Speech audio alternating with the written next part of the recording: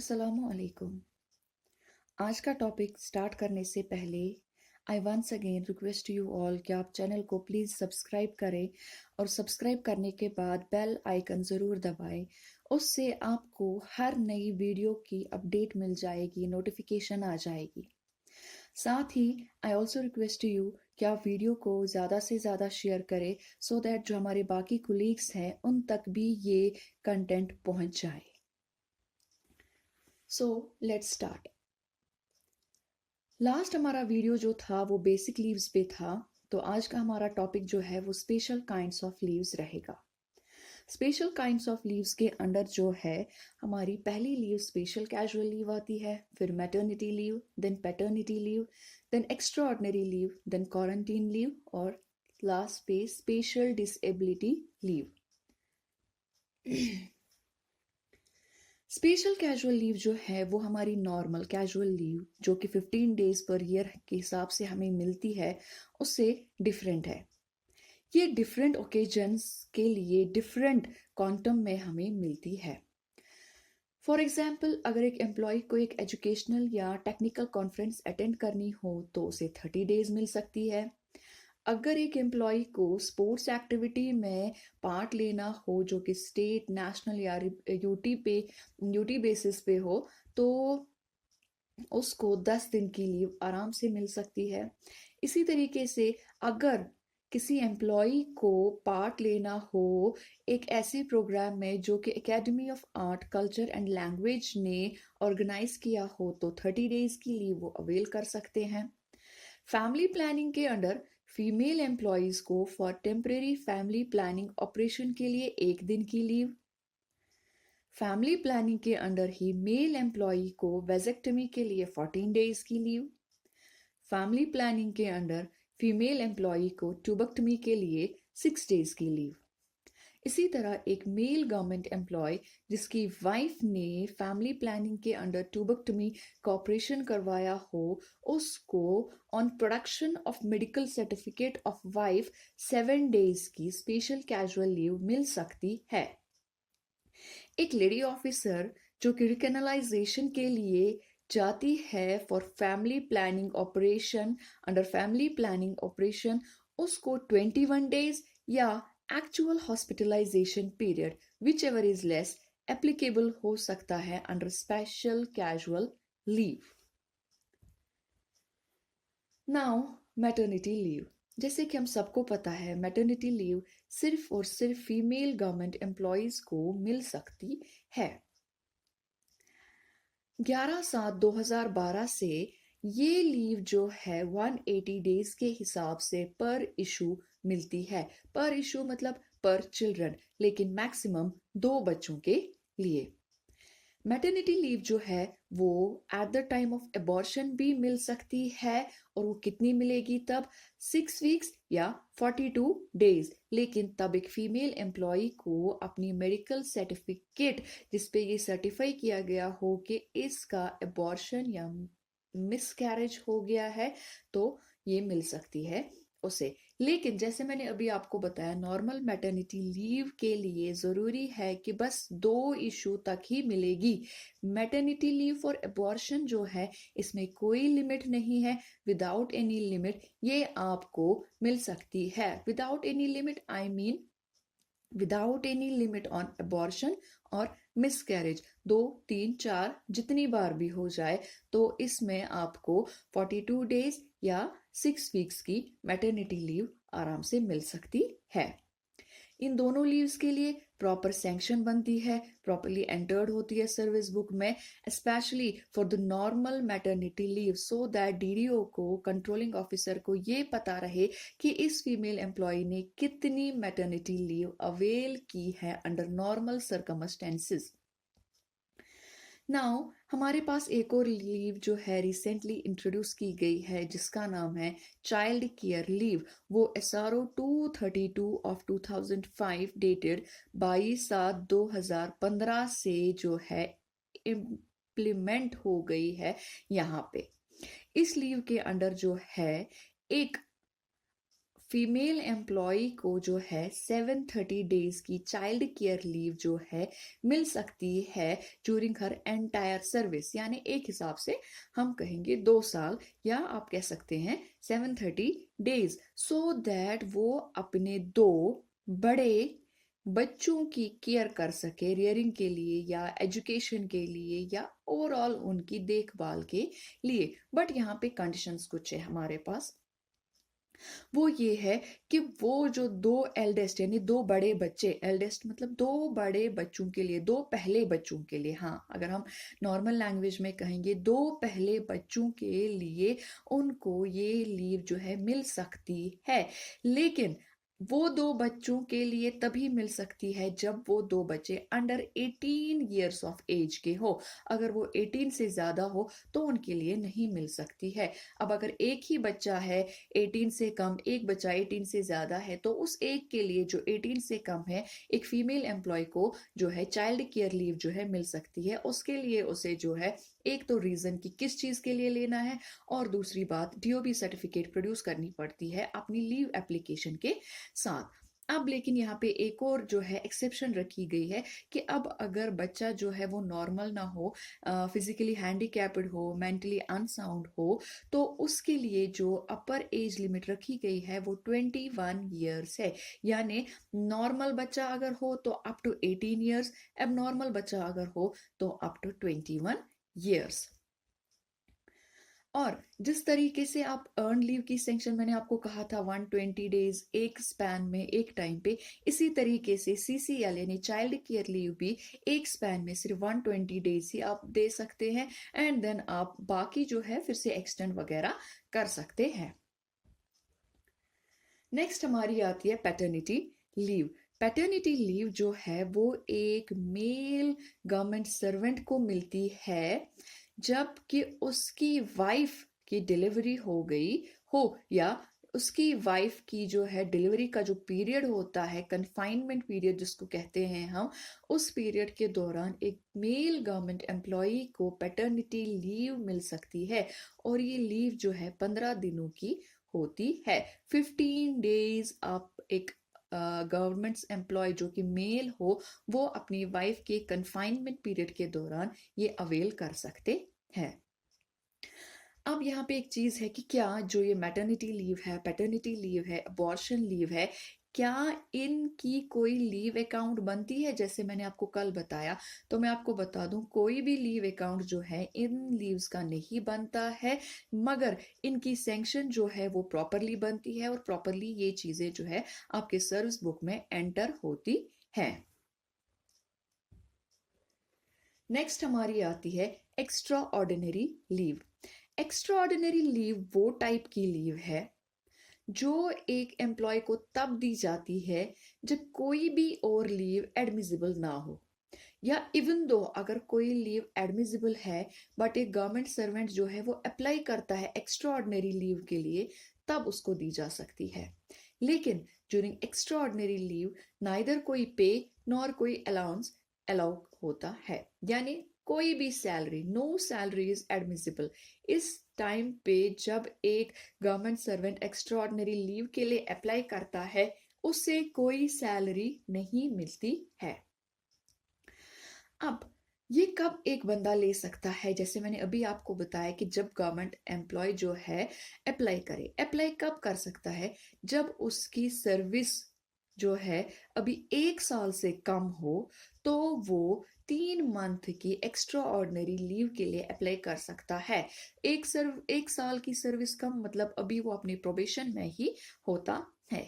6 month मिल सकते हैं अगर उसकी सर्विस जो है 1 साल से ज्यादा हो, लेकिन वो एक मेडिकल सर्टिफिकेट प्रोड्यूस करे कि हाँ जी मुझे मेडिकल सर्टिफिकेट के बेसिस पे, मेडिकल इश्यूज के बेसिस पे जी मैं एक्स्ट्राऑर्डिनरी लीव के लिए अप्लाई कर रहा हूं, तो उसे मिल सकती है। 18 मंथ्स की एक्स्ट्राऑर्डिनरी लीव मिल सकती है एक ऐसे गवर्नमेंट एम्प्लॉय को जो कि लाइफ कंज्यूमिंग डिजीज से जो है बैटल कर रहा हो, यानी उसको कोई ऐसी डेडली डिजीज हो जो कि कैटेगराइज की गई है लाइफ कंज्यूमिंग डिजीज, उसको 18 मंथ्स की एक्स्ट्राऑर्डिनरी लीव दी जा सकती है।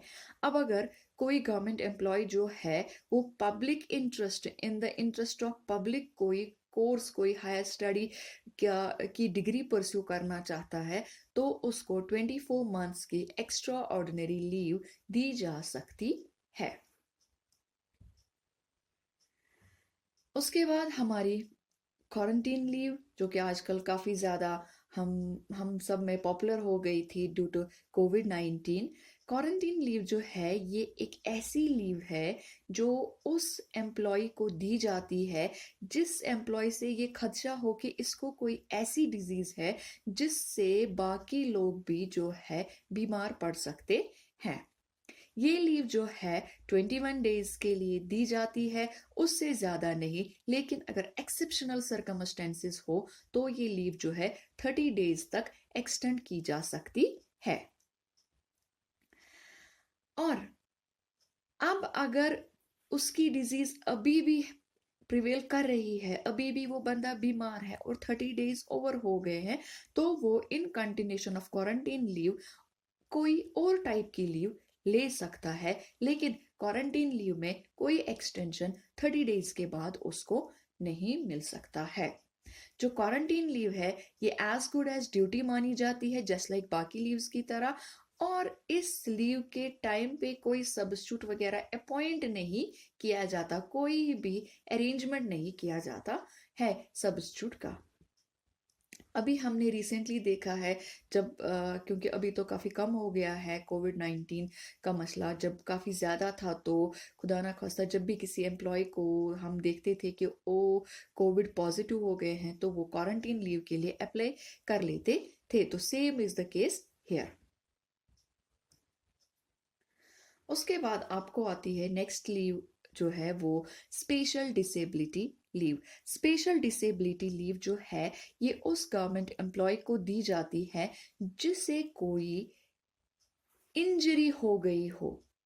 लेकिन कब? जबकि वो ऑफिशियल कैपेसिटी में कोई काम कर रहा हो और उसे कोई इंजरी हो गई हो, या जो कि जिससे हम कहेंगे इंटेंशनली उसको कोई इंजरी हो गई हो, तो उस एम्प्लॉय को ये दी जाती है।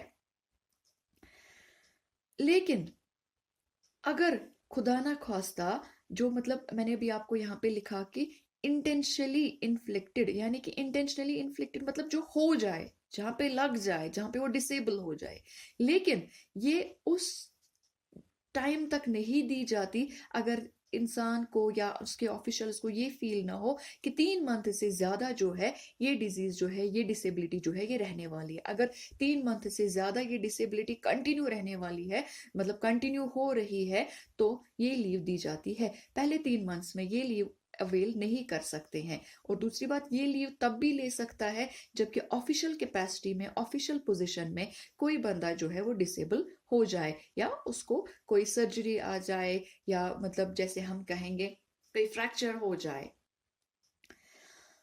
तो इस लीव की जो स्पैन है, मतलब ये लीव जो है ये 2 साल से ज़्यादा हम नहीं दे सकते हैं। और ये लीव तभी दे सकते हैं जब आपका मेडिकल बोर्ड, जब हमारा जो स्टैंडिंग मेडिकल बोर्ड होता है वो सर्टिफाई करके दे कि हाँ जी इस बंदे को जी ऐसी डिसेबिलिटी हो गई है जिसके लिए इसे स्पेशल डिसेबिलिटी लीव जो है वो चाहिए। स्टैंडिंग मेडिकल बोर्ड, हम वहाँ पे केस भेज देते हैं और वहाँ से उनसे ओपिनियन मांगते हैं, डिपार्टमेंट मांगता है ओपिनियन स्टैंडिंग मेडिकल बोर्ड से कि बंदे की जी यही चीज़ है। तो जब वहाँ से ओपिनियन आता है तो उसके बाद हम स्पेशल डिसेबिलिटी लीव दे देते हैं। और इन नो केस ये लीव हम 2 साल से ज़्यादा नहीं दे सकते हैं। पहले जो अब ये 2 साल हो गए तो 2 साल में लाइक वो होते हैं 730 डेज, तो उन 730 के पहले 120 डेज या जो भी आप ये लीव जितने भी कर रहे हो, आप चाहे 1 साल की सैंक्शन कर रहे हो या जितनी की भी सैंक्शन आप कर रहे हो, चाहे 200 दिनों की कर रहे हो, 250 दिनों की कर रहे हो, तो जो पहले 120 डेज आएंगे उस लीव के, उस टाइम पे जो ये बंदा है फुल सैलरी लेगा। ठीक है। Leave salary equal to earn leave, यानी कि फुल सैलरी लेगा। और जो फिर बाकी के पीरियड्स बचेंगे, जैसे फॉर एग्जांपल किसी को 200 दिन जो है उसको स्पेशल डिसेबिलिटी लीव मिली, तो जब तक जो पहले 120 डेज होंगे उसको उसे फुल सैलरी मिलेगी। Leave salary equal to earn leave, that means full salary मिलेगी। और जो बाकी फिर 80 डेज बचेंगे उसमें उसे जो सैलरी है वो उसकी हाफ पे लीव के टाइम पे जितनी बनती उस हिसाब से मिलेगी। ठीक, यानी कि अगर जो पहले 120 डेज होते हैं उसमें उसे उतनी सैलरी मिलेगी जितनी उसे लीव सैलरी के हिसाब से मिलती। और बाकी जो रेस्ट ऑफ द डेज फिर आते हैं, चाहे 20 हो 100 हो जितने सारे हो, उसमें उसे हाफ पे लीव के हिसाब से सैलरी दी जाएगी। न तो कहीं पे लीव सैलरी खत्म होगी, न तो कहीं पे हाफ पे लीव कुछ का अकाउंट या अर्न लीव का अकाउंट डेबिट क्रेडिट होगा, कुछ भी नहीं उसके साथ छेड़ना है। बस इक्वल टू लीव सैलरी, पहले 120 डेज उसकी सैलरी होगी, और उसके बाद जितने सारे दिन जाएंगे इस लीव के अंडर, तो उनमें उसे हाफ पे लीव पे जितनी सैलरी मिलती उस हिसाब से मिलेगी, यानी कि 50% ऑफ द सैलरी उसे रेस्ट ऑफ द डेज के लिए मिलेगी। उसके बाद हमारी आती है स्टडी लीव। स्टडी लीव जो है बेसिक लीव, स्पेशल लीव और तीसरी स्टडी लीव, ये 3 ग्रुप्स में अलग अलग यहाँ पे हमने कैटेगराइज करी थी। स्टडी लीव जो है ये गवर्नमेंट एम्प्लॉय को दी जाती है हायर स्टडीज के लिए, चाहे वो हायर स्टडीज जो है with in the country, with in the state, with in the UT करना चाहे या आउटसाइड द कंट्री करना चाहिए। लेकिन वो स्टडी जो है वो डायरेक्टली या इन क्लोज कनेक्शन जो है उसकी ड्यूटीज के साथ in the interest of public services होनी चाहिए। इवन इफ अगर कोई डायरेक्ट कनेक्शन ना हो इसके प्रोफेशन के साथ उस स्टडी का, लेकिन स्टिल ये जो वो लीव ले रहा है, जिस डिग्री के लिए, जिस स्टडीज के लिए वो लीव ले रहा है, वो स्टडीज जो है वो इस एम्प्लॉय की एफिशिएंसी को इंक्रीज करनी चाहिए। यानी हम यहाँ पे 2 कंडीशंस लिख रहे हैं, या तो ये जो हायर स्टडीज के लिए जा रहा है वो स्टडीज इसको जो है डायरेक्टली इन कनेक्शन होनी चाहिए पब्लिक सर्विसेज। अब अगर पब्लिक सर्विसेज के इंटरेस्ट में ना हो तो ये ऐसा हो कि वो एम्प्लॉय की जो एफिशिएंसी है, कैपेसिटी ऑफ वर्क है, उसको इंक्रीज करने में हेल्पफुल हो, तब जाके स्टडी लीव जो है वो दी जाती है। ये 2 कंडीशन है जिसमें मिल जाती है कि ये जी होनी चाहिए in the interest of public service, या ये जी करनी चाहिए एक एम्प्लॉय की जो एफिशिएंसी है उसको इंक्रीज करना चाहिए, तब जाके स्टडी लीव आपको मिल सकती है। स्टडी लीव जो है एक टाइम पे सिर्फ 12 मंथ्स की मिलती है, 12 मंथ्स की, जबकि ओवरऑल जो है 24 मंथ्स की मिलती है। लेकिन ये 24 मंथ्स जो है ये 2012 तक थे। 2012 में एक एसआरओ आया, एसआरओ 346F, तो उसके हिसाब से, उस एसआरओ के हिसाब से इस 24 मंथ्स को जो है सब्स्टिट्यूट किया गया 36 मंथ, यानी पहले ये 2 साल की ली जाती थी, अब ये है 3 साल, यानी 3 साल जो है मिल सकती है। पहले बस 2 साल की मिल सकती थी, यानी 2 साल को हम एक्सटेंड कर सकते हैं अप टू 3 इयर्स।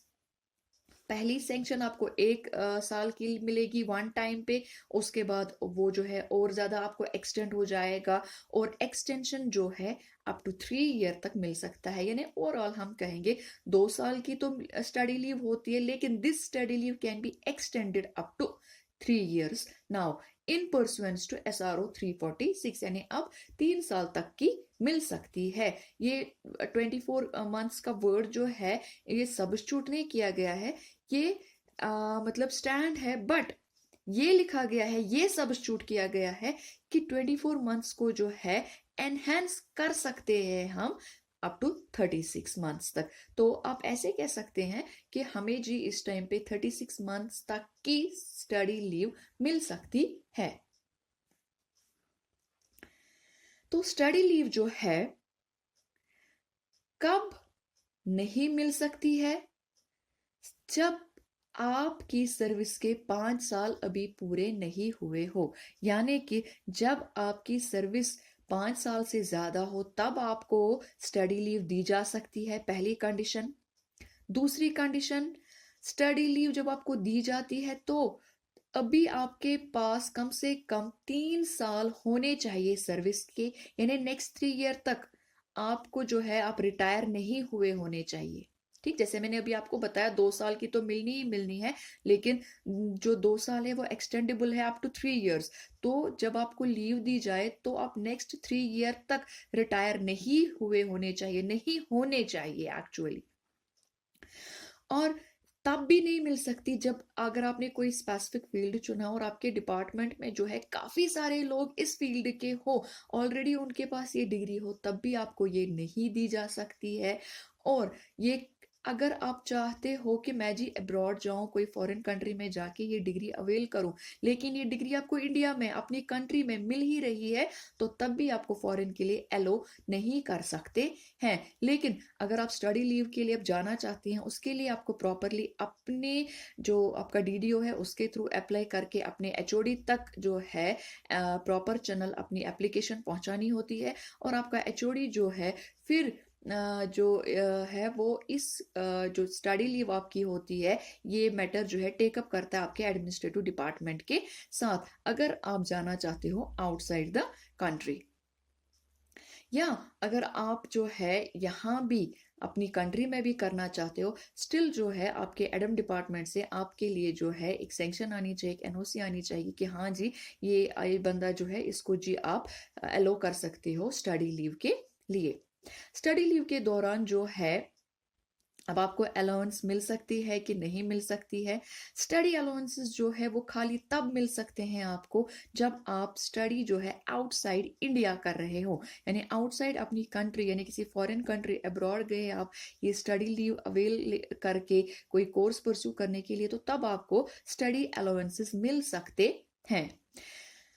तो पे और बाकी पे अलाउंसेस जो थे वो पहले तो नहीं मिलते थे, टोटली नहीं मिलते थे। लेकिन SRO 274 जो है, जो कि इफेक्टिव है 30 मई 2013 से, उसके इम्प्लीमेंटेशन के बाद जो है ये कहा गया कि during study leave availed outside और विद इन इंडिया एक गवर्नमेंट एम्प्लॉय जो है, गवर्नमेंट सर्वेंट जो है, वो ड्रॉ कर सकता है सैलरी इक्वल टू पे without allowances other than dearness allowances. यानी कि स्टडी लीव जब आपके फेवर में सैंक्शन हो गई तो आपको जो है एक तो ली ये क्या कहते हैं, जो आपकी सैलरी है, एक तो आपको जो बेसिक सैलरी बेसिक पे मिलेगा और बस आपका डीए मिलेगा। बाकी कोई अलाउंस जैसे हमारे मेडिकल अलाउंसेस होते हैं, हमारा एचआरए होता है, या कोई भी और अलाउंस आपको मिल रहे हो, आपको बस बेसिक प्लस डीए मिल सकता है ज्यूरिंग स्टडी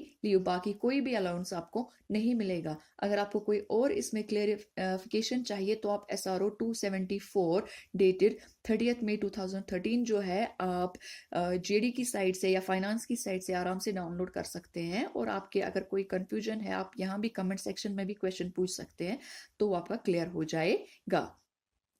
तो जैसे मैंने आपको पहले ही कहा कि स्टडी लीव जो है वो कौन आपको एलो करता है, आपका डिपार्टमेंटल एचओडी नहीं कर सकता, बल्कि एडम डिपार्टमेंट, आपके कंसर्न एडमिनिस्ट्रेटिव डिपार्टमेंट्स जो होते हैं वो आपकी फेवर में जो है स्टडी लीव सैंक्शन कर सकते हैं। यानी कि आपको अपने डीडीओ के थ्रू, जो प्रॉपर चैनल के थ्रू अप्लाई करना पड़ता है, और वो एप्लीकेशन अप टू आपके एचओडी तक पहुंचती है। और एचओडी जो है वो मैटर आपकी स्टडी लीव का जो है, अगर वो आपको एलिजिबल फाउंड करता है, यानी आपके पास सारी एलिजिबिलिटी है, आपके पास 5 साल से ज्यादा सर्विस है, आप नेक्स्ट 3 ईयर तक रिटायर नहीं होने वाले हैं, आपकी जो डिग्री है वो in the interest of public services हो, या वो आपको डायरेक्टली और इनडायरेक्टली जो है पब्लिक सर्विसेज के साथ आपकी एफिशिएंसी को इंक्रीज कर रही हो, तो तब जाके जो है आपको स्टडी लीव मिल सकती है। लेकिन वो कौन दे सकता है,